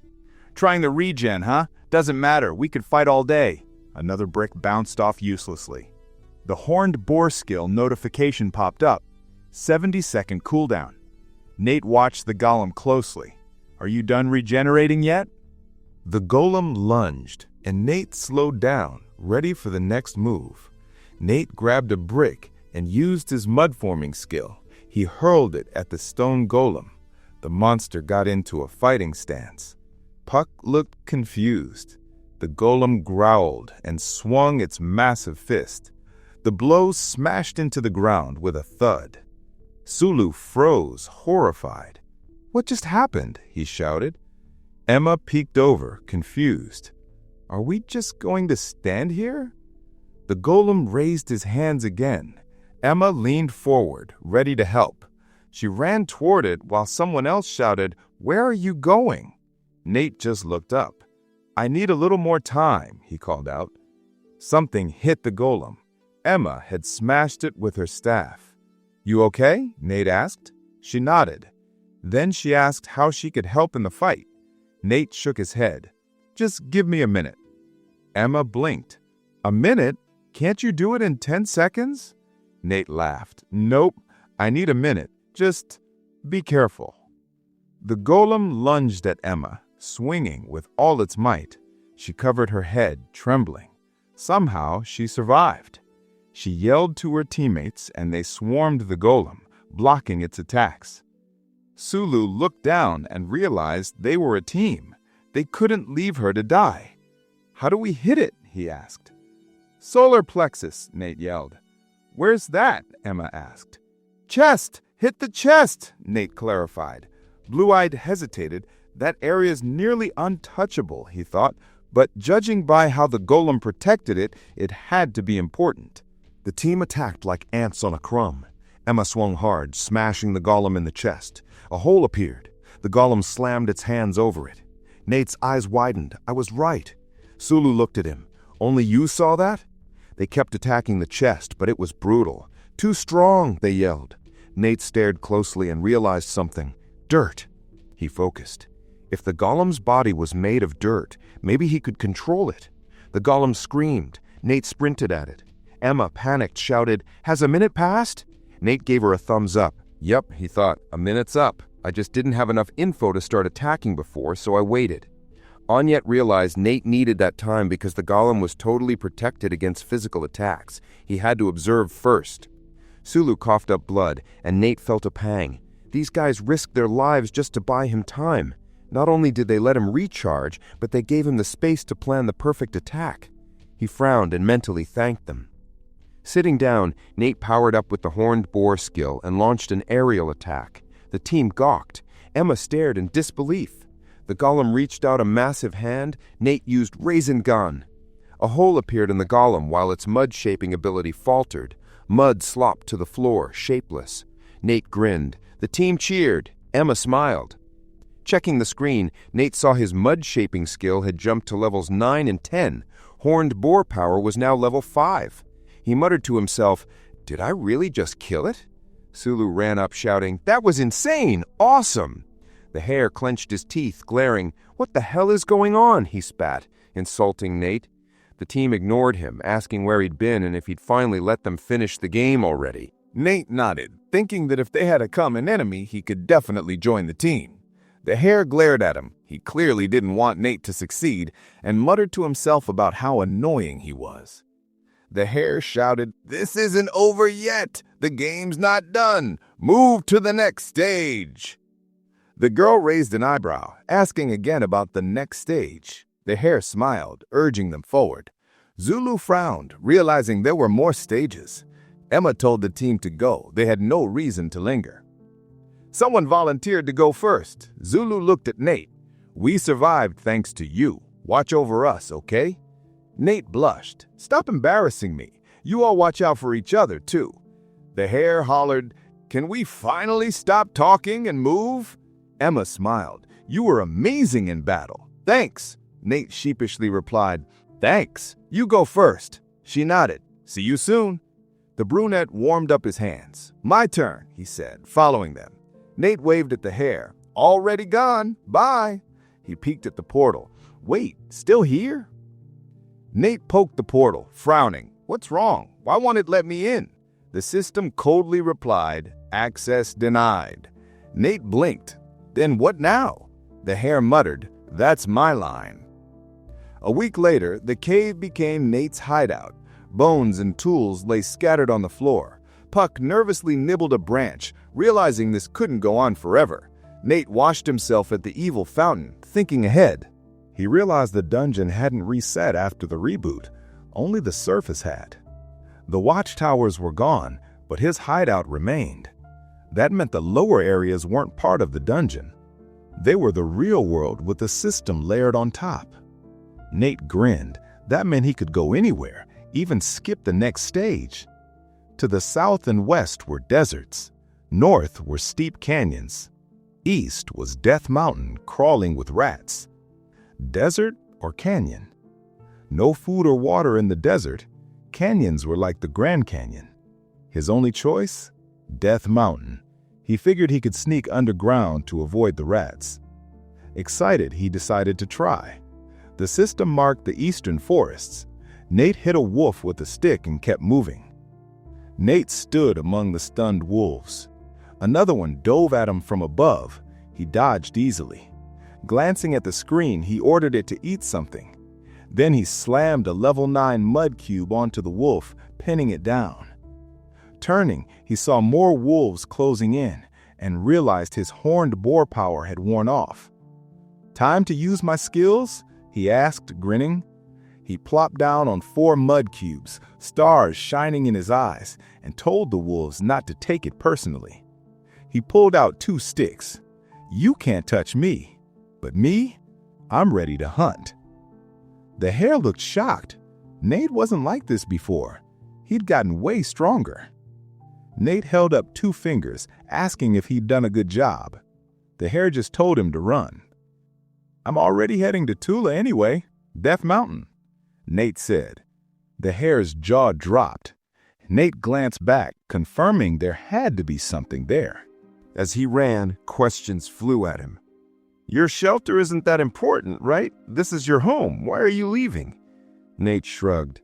"I'll build another one. Don't worry." The hare frowned but smiled, muttering that since Nate had died and respawned here, it was technically his home. Nate waved it off. "Forget it. We've never liked each other. Let's just go our separate ways." The hare waved his paws in protest. "Why leave? I'll die of loneliness if you go." Nate spotted tracks. "Rat monsters," he muttered, checking if he was close to the mountain. He needed the mini-map. The hare's eyes bulged as Nate built watchtowers faster than he expected. "I'm a tower builder," he growled. "This is perfect. Even has underground shelters." Nate just nodded. "Mini-map plus watchtower works great. Let's move and dodge the rats." Nate sprinted. A voiceover noted how he could spot enemies from far away and move faster than anyone else. Rats he met along the way? Easy pickings. Packs he didn't want to fight? No problem. He just dug tunnels to bypass them. He built more watchtowers, extending the range of his map. Nate glanced at it in confusion, already working on the 4th one. Suddenly, the system flashed, "Players cannot leave the first stage." Nate groaned. "Why can't I leave?" The hare adjusted his hat. "Because if you do, you'll die." Nate froze.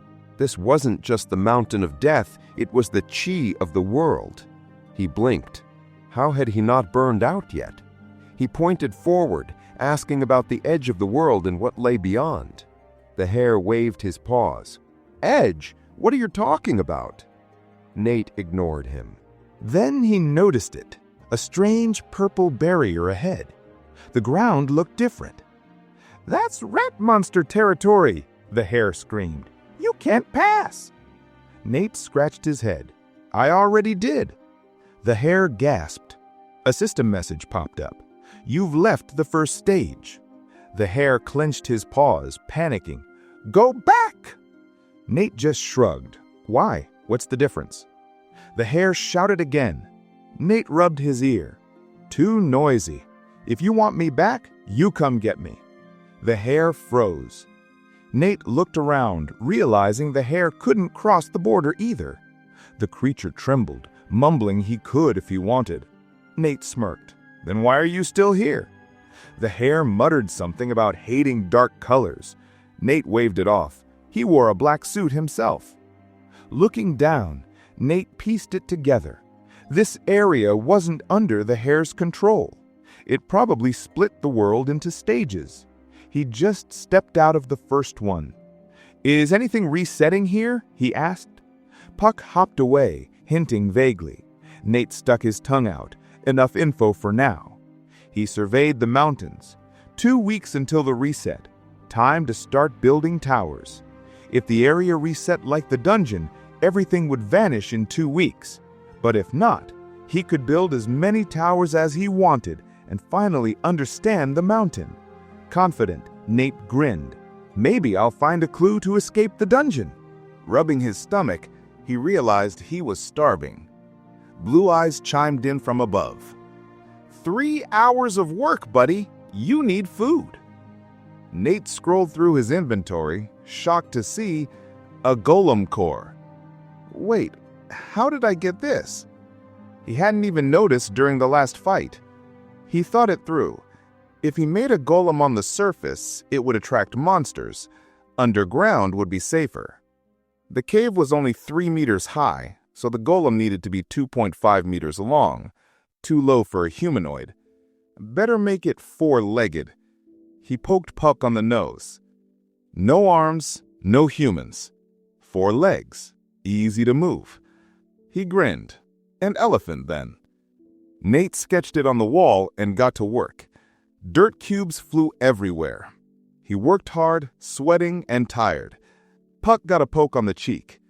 Nate slapped the wall, proud. "Here it is, the first version," he shouted.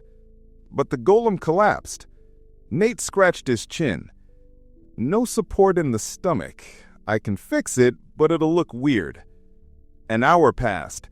Nate was exhausted but determined. He made the torso lighter, added a trunk and extra legs for stability. The system confirmed. Second version complete. Nate used mud cubes to make a ladder, grabbed the core, and stuck his head into the skull. The elephant rose massive and bright-eyed. Nate stared, unsure. Had he failed again? Sloth reared up. Nate unlocked an achievement, Golem Builder. "Nice! A friend who'll always protect me and follow my orders," he said. He grinned at his new golem. "Commands, huh?" He pointed and used sit. The elephant bent its legs. Nate jumped on its head. "This is awesome!" The elephant looked around as Nate told it to stand. "Perfect. Now I've got a golem that does whatever I say. Super useful." Puck looked confused. Nate patted him and turned to the elephant. "We've got a place to go." The elephant tilted its head. Nate smiled. "I'll make you a brother." The hare shouted, "The boss is right there! Everyone tried so hard. Let's see if we can even survive this fight." The girl stepped forward. "What if we beat him?" The second added, "Let's just start." A blinding light hit them. When it cleared, all they saw was a pile of dirt. Nothing. The hare was stunned. "Where's the final boss? What happened?" He glared at Nate. Meanwhile, Nate laughed, sitting on the elephant. "We're good. Thanks to level 6 mud formation, I made a direct underground path from the ruins to the Mountain of Death." He remembered, it took a whole week to build. Totally worth it. The elephant bolted as Nate called it back. He checked the minimap. Round trip? About 2 hours. Not bad. He eyed another golem core. Who should he make this time? "I already have a ride," he thought.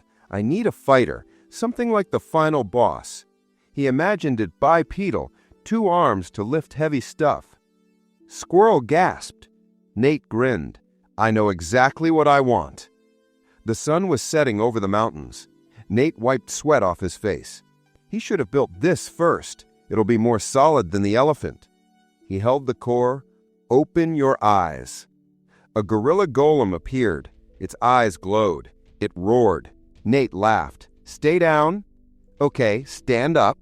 The gorilla smacked the ceiling. Nate panicked. "The ceiling! Sneak!" He looked at the elephant. "You're my brother now." Puck waved. "You're the oldest here." Nate winked. "Let's see how strong you really are." At the watchtower entrance, rats sniffed them out. Dirt chunks flew. Nate crawled out with his pets. The rats shrieked and charged. "Attacked!" Nate shouted. The gorilla leapt, swinging. 10 rats flew aside. More climbed the elephant. "Stop them!" Nate yelled. The elephant stomped aggressively. Rats hissed. Nate realized there were too many. He needed something bigger. Mass destruction. He pulled something from his inventory. "Catch this!" The gorilla looked confused. Nate shouted, "Throw it now!" The cube flew. Rats scattered everywhere. Nate grinned. Strategy working. Elephant, come closer to the gorilla. Nate jumped over and opened his inventory. Hey, give me a hand, he said, pulling out something that was still reloading. He looked at the gorilla. Destroy them all! The gorilla swung, sending a massive shockwave that scattered the rats. Nate made another mud cube. The gorilla threw it again. The shockwave even knocked him back. Nice, Nate grinned. But I've got an even better idea. He ran to the elephant and started making mud cubes. Elephants can throw with their trunks, right? Let's use that. Cubes flew at the rats. Nate checked the minimap. Almost all of them were gone. Way easier than he expected. Then a message popped up. Dungeon is resetting. Nate froze. Everything shook. Rats screamed. What's going on? Why are they freaking out? He looked at Pack. The little guy was terrified, trying not to fall. During the last reset, they weren't this scared. Nate opened the minimap and saw his towers. The area near the first stage was darkening. His towers were disappearing. Everything there seemed to vanish. At least they were far enough away to be safe. He noticed something. The border was made of monsters. Nate shouted to the elephant and gorilla, "Everyone, gather! We need to leave now!" He put the elephant at the base of a tower and the gorilla on the roof. Nate climbed to the top. The ground was shaking, but not from an earthquake. It was the monsters moving. "Perfect," he said. "This noise will help me." In the distance, he saw the monsters that had erased other areas, heading straight for him.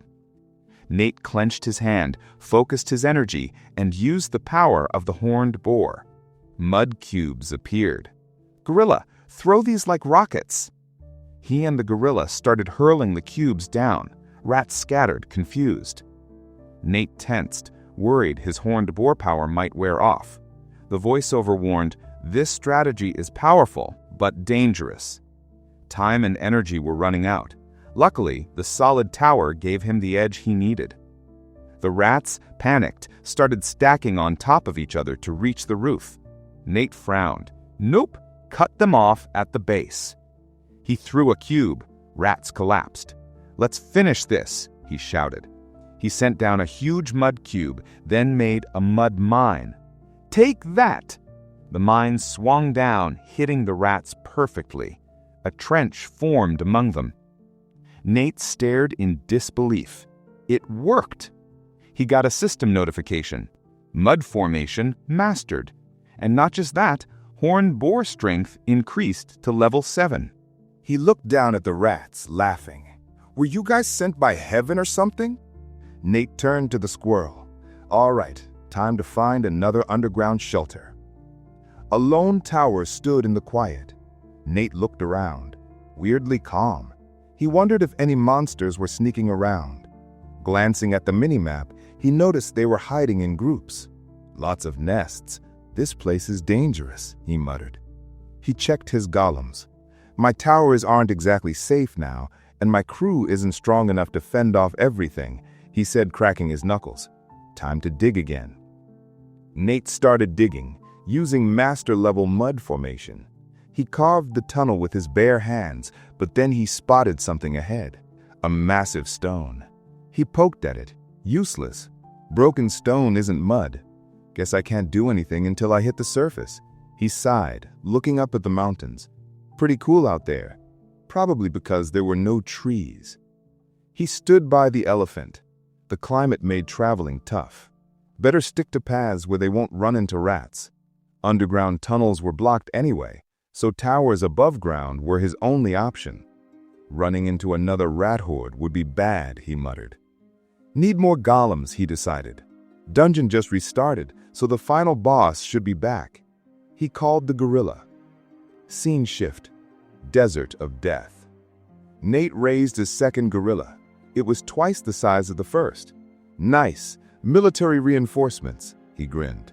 The first gorilla had been fighting the boss, but now he had both. He lifted a mud cube with his master-level skill. Bigger, heavier. perfect for smashing monsters. "Warm up those shoulders," he said, ready for anything dangerous to pop up. Standing in front of his golems, Nate nodded. Time to head to the surface. Brown-Eyed froze in horror. "Why is it so cold?" Nate sneezed. "Mountains, I guess. Gonna freeze my balls off." He grabbed a horned boar skin from his inventory. Puck hid inside it. At least it was a little warmer. The squirrel snuggled up and fell asleep. Nate grinned at the cuteness. He looked at the sky and told the golems to pause.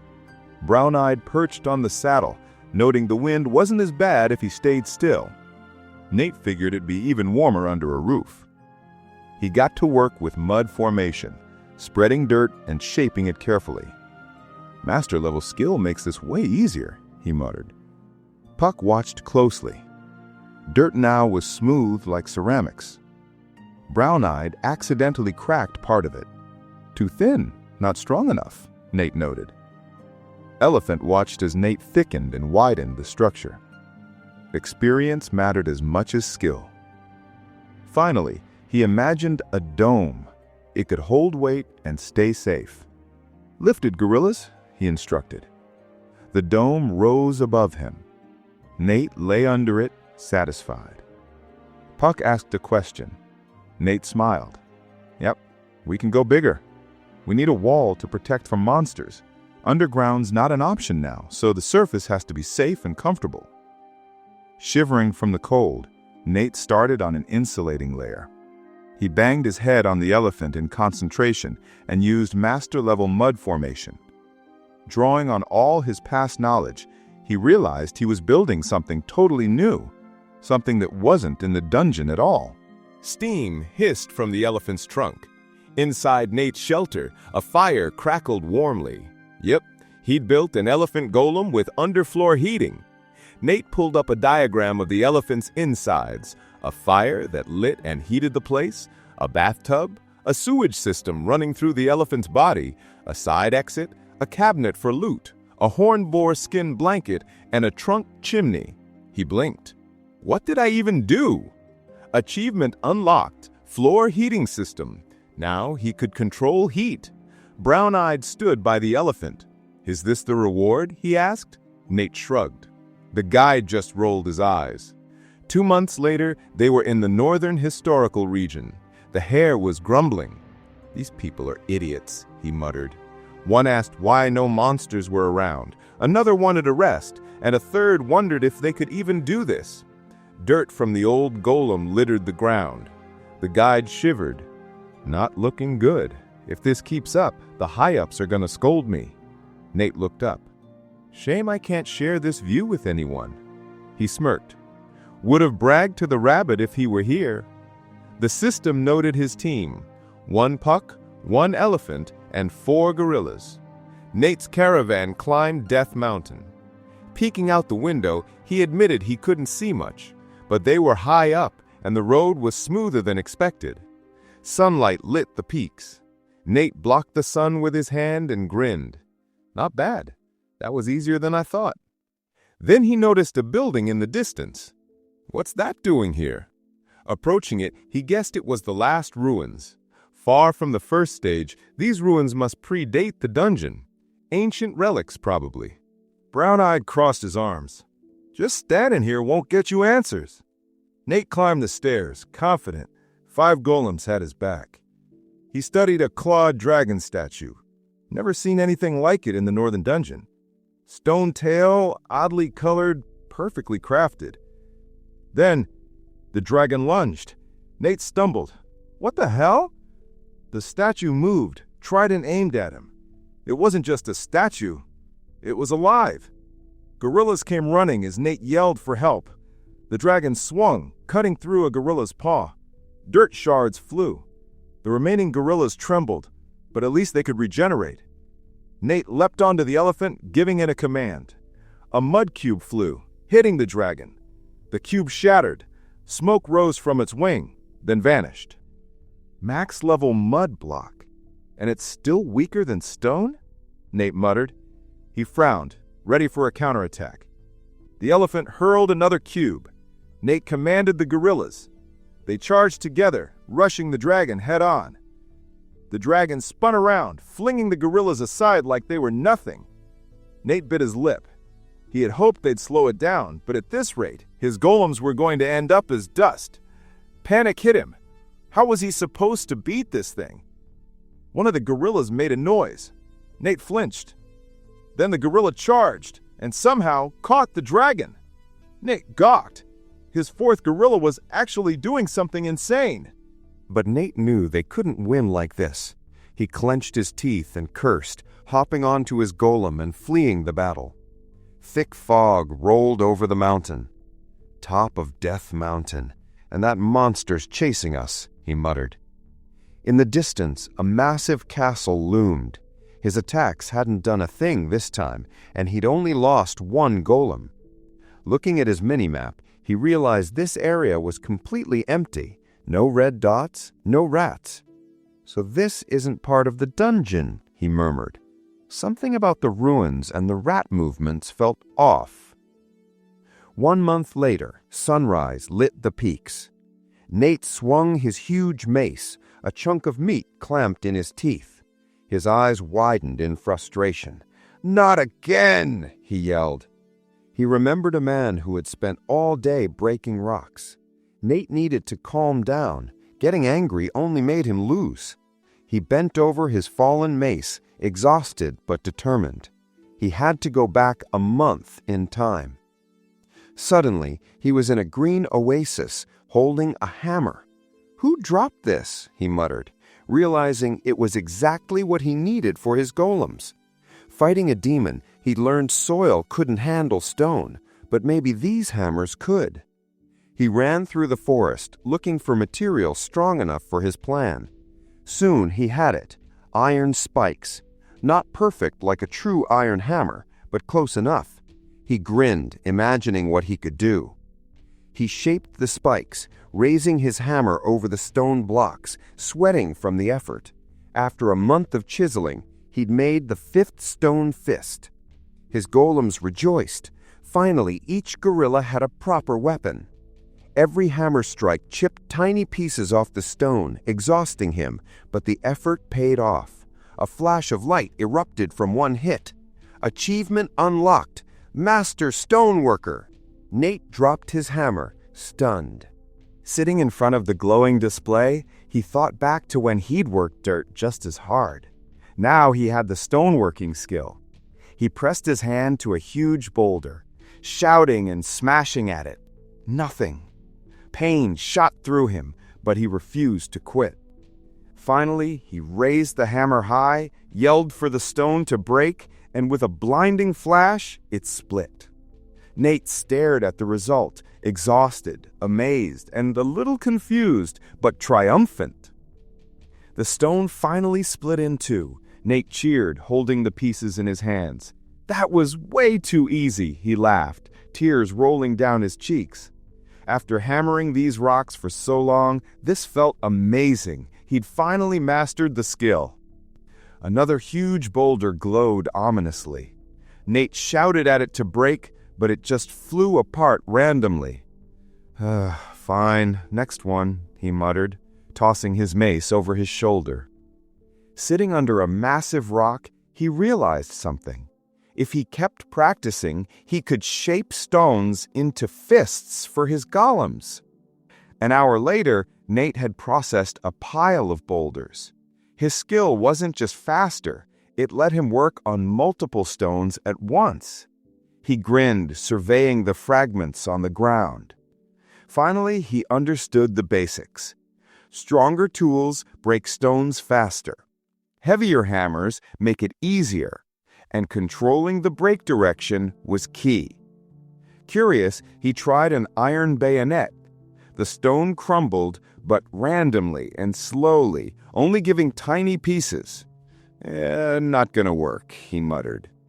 Back to his huge hammer. After pounding and smashing, the boulders turned to dust. Nate picked up a chunk and shouted, "Connect Earth!" The lump of rock reshaped under his command.